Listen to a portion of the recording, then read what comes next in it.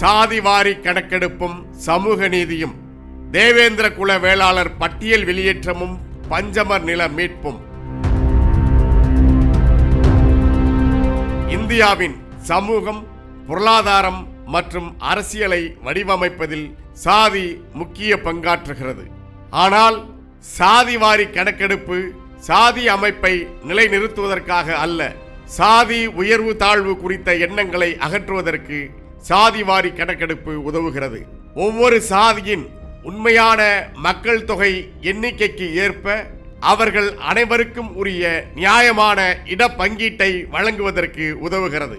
இந்திய அரசியலமைப்பு சட்டம் பிரிவு 340 சமூக அடிப்படையிலும் கல்வியிலும் பின்தங்கிய குழுக்களின் நிலைமைகளை ஆராய்வதற்கு ஓர் ஆணையத்தை நியமிக்க அரசாங்கத்திற்கு அதிகாரம் அளிக்கிறது. அரசியலமைப்பின் இந்த உத்தரவை நிறைவேற்றுவதற்கு சாதிவாரி மக்கள் தொகை கணக்கெடுப்பு மிக அவசியமாகிறது. கிபி 1865 ஆண்டில் பிரிட்டிஷ் இந்தியாவின் வடமேற்கு எல்லைப்புற மாகாணத்தில் மேற்கொள்ளப்பட்ட மக்கள் தொகை கணக்கெடுப்பே இந்தியாவில் மேற்கொள்ளப்பட்ட முறையான முதல் மக்கள் தொகை கணக்கெடுப்பாக கருதப்படுகிறது. கிபி 1931 ஆண்டில் மேற்கொள்ளப்பட்ட கணக்கெடுப்பு பிரிட்டிஷ் ஆட்சி காலத்தில் மேற்கொள்ளப்பட்ட முழுமையான கடைசியான மக்கள் தொகை கணக்கெடுப்பாக கருதப்படுகிறது. போர் மற்றும் செலவு கட்டுப்பாடுகளை காரணம் காட்டி ஆங்கிலேயர்கள் 1941 ஆண்டு மக்கள் தொகை கணக்கெடுப்பில் இந்த நடைமுறையை முடிவுக்கு கொண்டு வந்தனர். விடுதலைக்கு பிறகு 1951 ஆண்டு முதல் 2011 ஆண்டு வரை ஒவ்வொரு 10 ஆண்டுகளுக்கும் ஒருமுறை நடத்தப்படும் மக்கள் தொகை கணக்கெடுப்பில் பட்டியல் சாதியினர் மற்றும் பட்டியல் பழங்குடியினர் ஆகியோருக்கான சாதி தரவுகள் மட்டுமே சேகரிக்கப்பட்டுள்ளன. பிற சாதி குழுக்கள், குறிப்பாக இதர பிற்படுத்தப்பட்ட வகுப்பினர் தேசிய மக்கள் தொகை கணக்கெடுப்புகளில் அதிகாரப்பூர்வமாக கணக்கிடப்படவில்லை. இதர பிற்படுத்தப்பட்ட வகுப்பினருக்கான இடப்பங்கீடு போன்ற கொள்கைகள் சம வாய்ப்பை உறுதி செய்வதை நோக்கமாக கொண்டுள்ளன. ஆனால் இந்த கொள்கைகள் முழுமையாக செயல்படுகின்றனவா என்பதை மதிப்பிடுவதற்கு நமக்கு துல்லியமான சாதி அடிப்படையிலான தரவுகள் தேவைப்படுகின்றன. 1969 ஆண்டில் திரு A.N. சட்டநாதன் அவர்கள் தலைமையில் அமைக்கப்பட்ட முதல் பிற்படுத்தப்பட்டோர் ஆணையமானது தமிழ்நாட்டில் பல்வேறு சாதிகள் குறித்த மக்கள் தொகையை தீர்மானிப்பதற்காக விடுதலைக்கு முந்தைய மக்கள் தொகை கணக்கெடுப்பு தரவுகளையே பயன்படுத்தியது. 1983 ஆண்டில் திரு J.A. அம்பாசங்கர் அவர்கள் தலைமையில் அமைக்கப்பட்ட இரண்டாவது பிற்படுத்தப்பட்டோர் ஆணையமானது வீட்டுக்கு வீடு கணக்கீடு என்ற முறையின் மூலம் சாதி அடிப்படையில் சமூக பொருளாதார மற்றும் கல்வி மீதான கணக்கெடுப்பை நடத்தி 1985 ஆண்டில் ஓர் அறிக்கையை கொடுத்தது. தற்போது உள்ள 69 விழுக்காடு இடப்பங்கீட்டை பாதுகாக்க மாநில அரசானது தமிழ்நாடு பிற்படுத்தப்பட்ட வகுப்பினர், பட்டியல் வகுப்பினர் மற்றும் பட்டியல் பழங்குடியினர் சட்டம் என்ற ஒரு சட்டத்தை இயற்றியுள்ளது. இச்சட்டம் 1994 ஆண்டில் 76வது திருத்தத்தின் மூலம் அரசியல் அமைப்பின் 9வது அட்டவணையில் சேர்க்கப்பட்டுள்ளது. 2021 ஆண்டின் மக்கள் தொகை கணக்கெடுப்பின் போது இதர பிற்படுத்தப்பட்டோர் பற்றிய தரவுகளை சேகரிக்க மத்திய அரசு முடிவு செய்தது. ஆனால் பெருந்தொற்று காரணமாக அப்போது கணக்கெடுப்பு நடத்தப்படவில்லை. 1979 ஆண்டில் திரு மண்டல் அவர்களின் தலைமையில் அமைக்கப்பட்ட மண்டல் ஆணையத்தின் அறிக்கைப்படி பட்டியல் சாதிகள் மற்றும் பழங்குடியினர் எண்ணிக்கையானது இந்தியாவின் மொத்த மக்கள் தொகையில் 22.5 விழுக்காடு, இதர பிற்படுத்தப்பட்ட வகுப்பினர் 52 விழுக்காடு என்று கணக்கிட்டது. 1931 ஆண்டின் மக்கள் தொகை கணக்கெடுப்பின் அடிப்படையில் இது கணக்கீடு செய்யப்பட்டது. மரியாதைக்குரிய VP சிங் தலைமையிலான அரசாங்கத்தால் 1990 ஆண்டில் மண்டல் கமிஷன் செயல்படுத்தப்பட்டது. அதன் மூலம் முதன்முறையாக இதர பிற்படுத்தப்பட்டோர் 27 விழுக்காடு இடப்பங்கீடு பெறுவது சாத்தியமானது. 2011 ஆண்டில் சமூக பொருளாதார மற்றும் சாதிவாரி கணக்கெடுப்பு அத்தகைய தரவுகளை சேகரிக்க முயற்சித்தது. ஆனால் முடிவுகள் அதிகாரப்பூர்வமாக வெளியிடப்படவில்லை. இந்தியாவில் 2025 ஆண்டில் 140 கோடிக்கும் அதிகமான மக்கள் தொகை உள்ளது. அரசாங்க முயற்சிகள் சமூகத்தின் அனைத்து பிரிவுகளையும் திறம்பட சென்றடைவதையும் மக்கள் அதன் மூலம் பயனடைவதையும் உறுதி செய்வதற்கு துல்லியமான தரவுகள் மிக அவசியமாகிறது. அரசியல் விவகாரங்களுக்கான அமைச்சரவை குழு வரவிருக்கும் மக்கள் தொகை கணக்கெடுப்பில் சாதிவாரி கணக்கெடுப்பை சேர்க்க ஒப்புதல் அளித்துள்ளது. இந்தியாவில் பல மாநிலங்கள் சமூக நீதியை பாதுகாப்பதற்காக சாதிவாரி மக்கள் தொகை கணக்கெடுப்பை நடத்தியுள்ள நிலையில் தமிழ்நாட்டை ஆளுகின்ற திராவிட முன்னேற்ற கழக அரசு மட்டும் சாதிவாரி மக்கள் தொகை கணக்கெடுப்பை நடத்தாமல் மறுத்து வருகிறது. 2021ஆம் ஆண்டுக்கு பிறகு பீகார், தெலுங்கானா ஆகிய மாநிலங்கள் சாதிவாரி மக்கள் தொகை கணக்கெடுப்பை நடத்தி அதன் அடிப்படையில் இடப்பங்கீட்டின் அளவை அதிகரித்தல், தொழில் தொடங்க கடன் வழங்குதல், வீடு கட்டி தருதல் உள்ளிட்ட நடவடிக்கைகளை மேற்கொண்டு வருகின்றன. இதே காலத்தில்தான் ஒடிசா மாநில அரசும் சாதிவாரி மக்கள் தொகை கணக்கெடுப்பை நடத்தியுள்ளது. இந்தியாவிலேயே முதல் மாநிலமாக கடந்த 2015ஆம் ஆண்டு சாதிவாரி மக்கள் தொகை கணக்கெடுப்பு நடத்திய கர்நாடகா இரண்டாவது முறையாக சாதிவாரி மக்கள் தொகை கணக்கெடுப்பு நடத்தி முடித்திருக்கிறது. ஜார்க்கண்ட் மாநில அரசும் சாதிவாரி கணக்கெடுப்புக்கான ஏற்பாடுகளை மேற்கொண்டு வருகிறது. இவை அனைத்துக்கும் மேலாக மத்திய அரசு மக்கள் தொகை கணக்கெடுப்பை சாதிவாரி மக்கள் தொகை கணக்கெடுப்பாக 2027ஆம் ஆண்டு மார்ச் மாதத்திற்குள் நடத்தி முடிக்கப் போவதாக அறிவித்துள்ளது. தென்னிந்தியாவின் 2 மாநிலங்களில் சாதிவாரி மக்கள் தொகை கணக்கெடுப்பு முழுமையாக நடத்தி முடிக்கப்பட்டு 3வது மாநிலத்தில் விரைவில் முடிக்கப்பட உள்ள நிலையில் தமிழ்நாட்டை ஆளும் திராவிட மாடல் அரசு மட்டும் சாதிவாரி மக்கள் தொகை கணக்கெடுப்பை நடத்திவிடக் கூடாது என்பதில் உறுதியாக இருக்கிறது. இந்தியாவில் அனைத்து மாநிலங்களையும் விட தமிழ்நாட்டிற்கு தான் சாதிவாரி மக்கள் தொகை கணக்கெடுப்பு உடனடியாக நடத்த வேண்டிய தேவை உள்ளது. தமிழ்நாட்டில் நடைமுறையில் உள்ள 69 விழுக்காடு இடப்பங்கீட்டுக்கு எதிரான வழக்கு உச்ச நீதிமன்றத்தில் எந்த நேரத்திலும் விசாரணைக்கு வரும் என்கிற நிலையில் 50 விழுக்காட்டுக்கும் கூடுதலாக இடப்பங்கீடு வழங்கப்படுவதை நியாயப்படுத்த சாதிவாரி மக்கள் தொகை கணக்கெடுப்பை நடத்தி அது குறித்த விவரங்களை தாக்கல் செய்ய வேண்டிய அவசியம் தமிழ்நாடு அரசுக்கு இருக்கிறது. மத்திய அரசு சார்பில் சாதிவாரி மக்கள் தொகை கணக்கெடுப்பு நடத்தப்பட உள்ளது என்றாலும் கூட மத்திய அரசு நடத்த போவது சென்சஸ் எனப்படும் சாதிவாரி மக்கள் தொகை கணக்கெடுப்பு ஆகும். தமிழ்நாட்டின் சமூக நீதி தேவைகளுக்காக மாநில அரசின் சார்பில் தமிழ்நாட்டில் சாதிவாரி மக்கள் தொகை சர்வே நடத்தப்பட வேண்டும். 2008ஆம் ஆண்டின் புள்ளி விவரங்கள் சேகரிப்பு சட்டத்தின்படி மாநில அரசுகளுக்கு சாதிவாரி சர்வே நடத்த அதிகாரம் வழங்கப்பட்டுள்ளது. சாதிவாரி சர்வே நடத்தும் அதிகாரம் மாநில அரசுகளுக்கு உண்டு என்பதை கர்நாடகா, பீகார் ஆகிய மாநிலங்களின் உயர்நீதிமன்றங்கள் ஏற்றுக்கொண்டுள்ளன.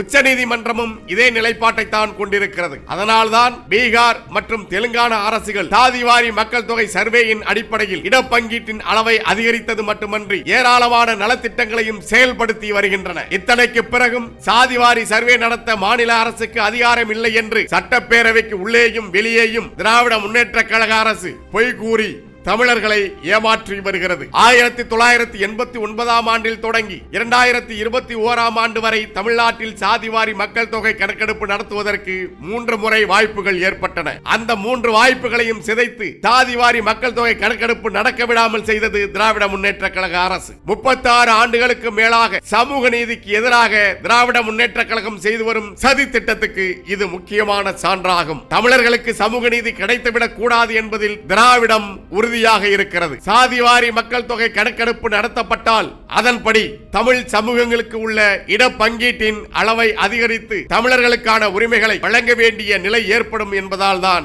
சமூக நீதி என்று வெற்று விளம்பரம் செய்து கொள்ளும் திராவிட முன்னேற்ற கழக அரசு சமூக நீதிக்கு எதிராக சாதிவாரி மக்கள் தொகை கணக்கெடுப்பை நடத்துவதற்கு தொடர்ந்து மறுத்து வருகிறது. இனியும் காலம் தாழ்த்தாமல் அனைத்து சமூகங்களுக்கும் அவரவர் எண்ணிக்கையின் அடிப்படையில் இடப்பங்கீடு வழங்க வழிவகுக்கும் சாதிவாரி மக்கள் தொகை கணக்கெடுப்பை உடனடியாக நடத்த வேண்டும். அள்ளி கொடுக்காதே அளந்து கொடு, எடுத்து கொடுக்காதே எண்ணிக்கொடு, சாதிவாரி கணக்கெடுப்பை உடனே எடு என நாம் தமிழர் கட்சி வலியுறுத்துகிறது.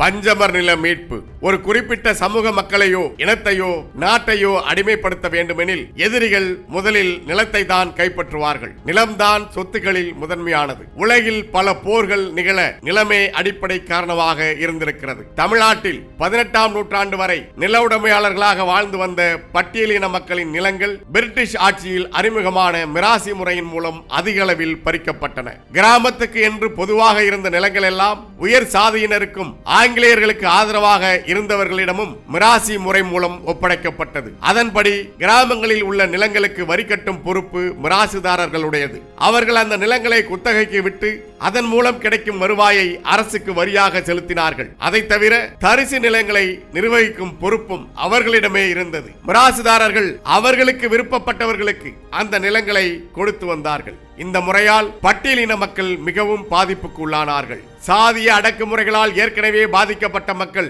மிராசு முறை மூலம் அதிகமான பாதிப்புக்கு உள்ளாயினர். தரிசு நிலங்களில் கூட அவர்களுக்கு உரிமை பறிக்கப்பட்டது. அரசாங்கமே நிலங்கள் தர முன்வந்தாலும் நில உடைமையாளர்களாக இருந்த மிராசுதாரர்கள் அதற்கு தடையாக இருந்தார்கள். சிறிதளவு நிலம் வைத்திருக்கும் பட்டியலின மக்களிடமும் அதிகமாக வரி வசூலிப்பது, நிலத்துக்கு தண்ணீர் தர மறுப்பது, மீண்டும் மீண்டும் வரி கட்ட சொல்வது என மிக கடுமையாக நடந்து கொண்டனர் மிராசுதாரர்கள். பல நிலங்கள் விவசாயம் செய்யப்படாமல் வெறுமனே தரிசாக கிடந்தன. பட்டியல் வகுப்பு மக்களிடம் நிலம் இல்லாத வரையில்தான் தங்கள் நிலங்களில் அவர்கள் வேலை செய்வார்கள். குறைவான கூலி கொடுத்து தங்களின் விருப்பப்படி அவர்களை அடிமையாக வைத்திருக்கலாம் என்பதே மிராசுதாரர்களின் திட்டமாக இருந்தது. பாட்டனார் அயோத்திதாச பண்டிதர், கிறிஸ்துவ மிஷனரி சபையை சேர்ந்த ஆடம் ஆண்ட்ரூ மற்றும் வெஸ்லியன் சபையை சேர்ந்த வில்லியம் கவுடி ஆகியோர் ஒடுக்கப்பட்ட மக்களின் விடுதலைக்கான விவாதத்தை தொடங்கி வைத்து பல்வேறு அறிக்கைகள், மாநாடுகள், பத்திரிகைகள் மூலம் பல கோரிக்கைகள் வைத்திருந்தனர். இந்நிலையில் கிபி 1891 ஆண்டு செங்கல்பட்டு மாவட்டத்தின் ஆட்சியராக பொறுப்பேற்ற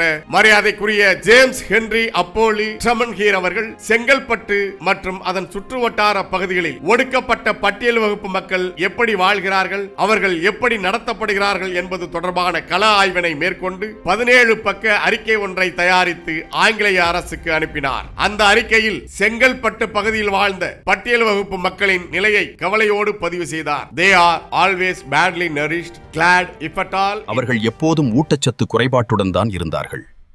தொழுநோயும் இன்ன பிற நோய்களும் தின்றதன் மிச்சமாக அவர்கள் வாழ்ந்தார்கள். கல்வி இல்லாமல், பாதுகாப்பு இல்லாமல் பன்றிகளைப் போல் வேட்டையாடப்பட்டார்கள். இந்த சமூகத்தில் அவர்கள் கீழ் இடத்திலிருந்து இன்னும் முன்னேறவே இல்லை. பஞ்சமர்கள் மனிதர்களாக நடத்தப்படவும், சுயமரியாதையுடன் சுய முன்னேற்றம் காணவும், வாழ்க்கை தரம் மேம்படவும் அவர்கள் நிலவுடைமையாளர்களாக இருக்க வேண்டியது கட்டாயம். அடிமைகளாக இருந்த பறையர்கள் 1844 அடிமை முறை ஒழிக்கப்பட்ட பின்பும் படியாள்கள் என்ற முறையில் மீண்டும் அடிமைகளாக்கப்படுகின்றனர். இவர்கள் தாங்கள் வாங்கிய கடனை அடைப்பதற்காக தங்களையும் தங்கள் வாரிசுகளையும் மொத்தமாக அடிமைகளாக்கிக் கொள்கின்றனர். ஒரு மிராசுதாரரிடம் வாங்கிய கடனை அடைக்க இன்னொரு மிராசிடம் கடன் வாங்கிவிட்டு அதற்கு ஈடாக மனித அடமானமாக போவதுதான் அதிலிருந்து விடுபட இவர்களுக்கு ஒரே வழியாக இருந்தது. வேறு வழியில் விடுபட முயன்றாலும் மிராசுகள், பறையர்கள் உடன்பாட்டை மீறினார்கள் என்று கிராமம் அல்லது தாலுகா நீதிமன்றத்தில் உடன்பாட்டு மீறல் சட்டத்தின் கீழ் வழக்கு தொடுத்து தண்டனை வாங்கி கொடுக்கிறார்கள். மிராசுதார்களாக பிராமணர்களும் வெள்ளாளர்களும் மட்டுமே இருக்கிறார்கள். இவர்களிடமே அனைத்து நிலங்களும் உள்ளன. விளிம்பு நிலையில் உள்ள பறையர்கள் எல்லோருமே நிலமற்ற அடிமைகளாக இருக்கிறார்கள். அப்படியே பறையர்கள் புறம்போக்கு நிலத்திற்கு அரசிடம் விண்ணப்பம் செய்தாலும் அந்த நிலம் மிராசுதாருக்கு வேண்டுமா அல்லது வேண்டாமா என்று அரசு கேட்கும். மிராசுதாரர்கள் வேண்டாம் என்று சொல்வதும் கிடையாது. அடுத்து பட்டாதாரரிடம் அந்த நிலம் வேண்டுமா என்று அரசு கேட்கும். அவரும் வேண்டாம் என்று சொன்னால்தான் அந்த புறம்போக்கு நிலம் பறையர்களுக்கு கிடைக்கும். ஆனால் பறையர்கள் நிலம் வைத்திருக்க விரும்பி அரசை கேட்டால் கொடுக்க மாட்டார்கள் என்று எண்ணி புறம்போக்கு நிலத்தை எடுத்து அதை பண்படுத்தி விளைநிலமாக்கினால் அதுவரை அமைதியாயிருக்கும் மிராசுகள் கடைசியில் அந்த நிலத்தை அபகரித்து விடுகின்றன என்று தெளிவாக அந்த அறிக்கையில் விளக்கினார் ட்ரமன்ஹீர். மேலும் மாகாணத்தில் நில விண்ணப்ப சட்டத்தின்படி பட்டாதாரருக்கு உள்ள உரிமையை கிராமத்தில் உள்ள அனைவருக்கும் கிடைக்கும்படி மேற்படி சட்டத்தை திருத்த வேண்டும். சாகுபடிக்கேற்ற புறம்போக்கு விவசாய நில பகிர்மான திட்டம் கிராமத்தில் உள்ள பறையர்களுக்கும் பயன்படும்படி சட்டத்தில் மாற்றம் செய்ய வேண்டும். 1875க்கு முன்பு வரி பாக்கிக்காக மிராசுதார் மற்றும் பட்டாதாரர்களிடமிருந்து அரசு கைப்பற்றிய நிலத்தை பறையர்களுக்கும் பயன்படும்படி சட்டத்தில் மாற்றம் செய்ய வேண்டும். தேவையல்லாமல் வனத்துறையுடன் சேர்க்கப்பட்ட விவசாயத்திற்கு ஏற்ற நிலங்களிலும் மிராசுதார் இல்லாத கிராமங்களில் அதிகமாக விவசாயத்திற்கு பயன்படும் நிலம் உள்ள இடங்களில பறையர்கள் குடியிருப்பை அமைக்க வேண்டும்.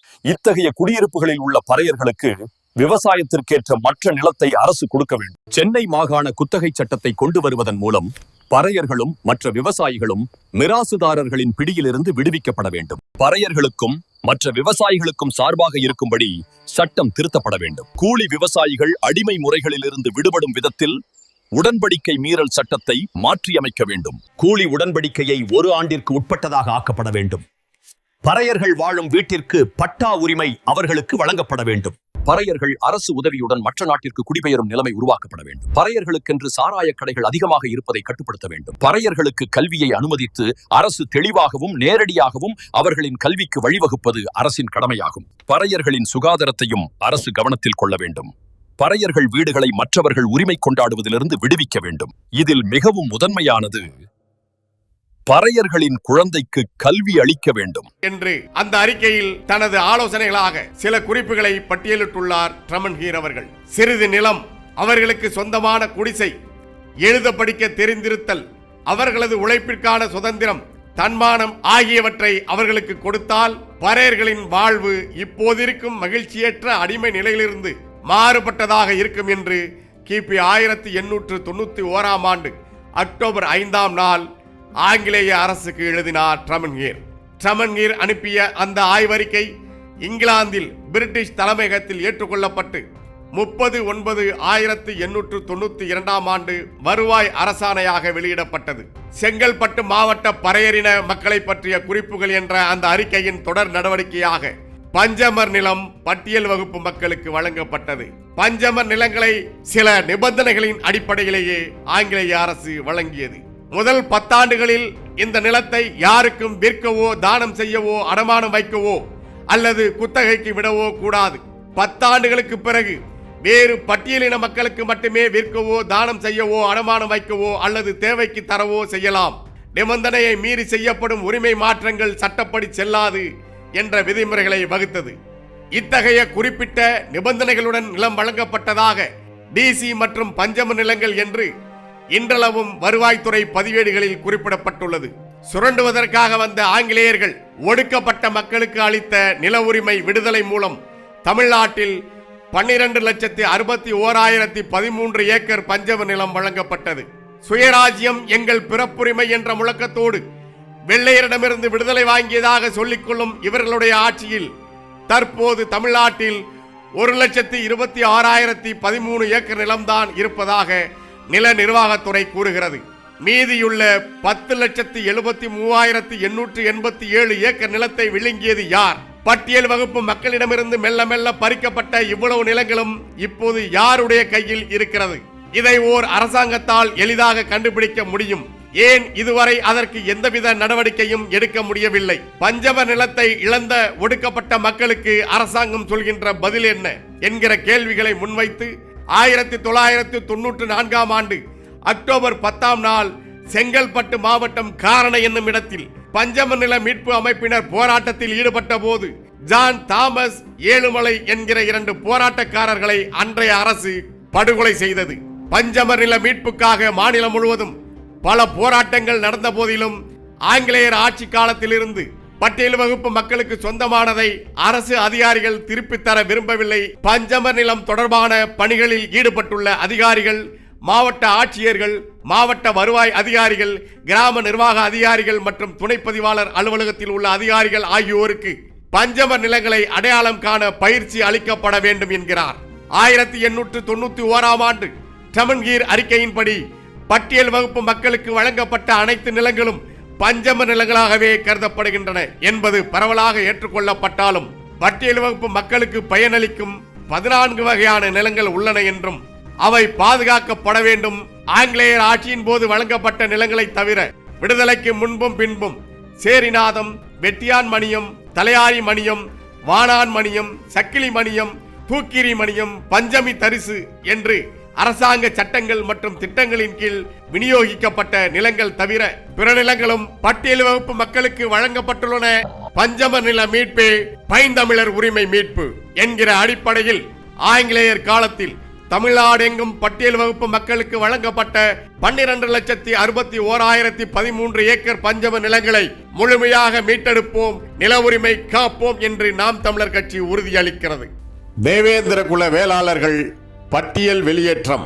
இந்தியா முழுவதும் பட்டியல் வகுப்பு மக்களுக்கு வழங்கப்பட்ட பஞ்சமர் நிலம் வழங்குவதற்கு டிப்ரஸ்ட் கிளாஸ் என்கிற வரையறை அளவுகோலாக இருந்துள்ளது. ஆனால் அப்பொழுது தயாரிக்கப்பட்ட டிப்ரஸ்ட் கிளாஸ் பிரிவில் தேவேந்திர குல வேளாளர் சமூகத்தவர்கள் இடம்பெறவில்லை என்பது கவனிக்கத்தக்கது. இதனை உறுதிப்படுத்தும் விதமாக கிபி 1919 ஆண்டு சென்னை மாகாணத்தில் தேர்தல் நடந்து நீதி கட்சி ஆட்சிக்கு வந்த பொழுது சென்னை மாகாண அரசு தயாரித்த டிப்ரஸ்ட் கிளாஸ் பட்டியலில் தேவேந்திர குல மல்லர் சமூகத்தவர்கள் இடம்பெறவில்லை. அதற்கு பிறகு கிபி 1922 வெளிவந்த சென்னை மாகாண அரசாணை எண் 817 கீழ் 1922 பஞ்சமர் யார் என்று விளக்கி கூறியது. அந்த விளக்கத்திலும் தேவேந்திர குல சமூகத்தவர்கள் இடம்பெறவில்லை. இவ்வாறு பஞ்சமர் பட்டியலில் இடம்பெறாத தேவேந்திர குல மல்லர் சமூகத்தவர்கள் பஞ்சமர் நிலத்தை பெறவில்லை என்பது உறுதியாகிறது.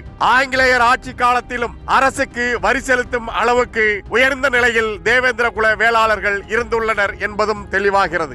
ஆகவே எங்களை பட்டியலில் இருந்து வெளியேற்ற வேண்டும் என்கிற தேவேந்திர குல வேளாளர் சமூகத்தவர்களின் கோரிக்கையை நாம் தமிழர் கட்சி முழுமையாக ஆதரிப்பதோடு தமிழ் தேசிய அரசு அமையும் போது தேவேந்திர குல வேளாளர்கள் பட்டியலில் இருந்து வெளியேற்றப்படுவார்கள் என்கிற உறுதியை அளிக்கிறது. சாதிவாரி கணக்கெடுப்பும் சமூக நீதியும் தேவேந்திர குல வேளாளர் பட்டியல் வெளியேற்றமும் பஞ்சமர் நில மீட்பும் தமிழர்களின் உரிமை. தமிழர்களின் உரிமையை உறுதியாக மீட்டெடுப்போம் என்று நாம் தமிழர் கட்சி உறுதியேற்கிறது. இனம் ஒன்றாவோம், இலக்கை வென்றாவோம்.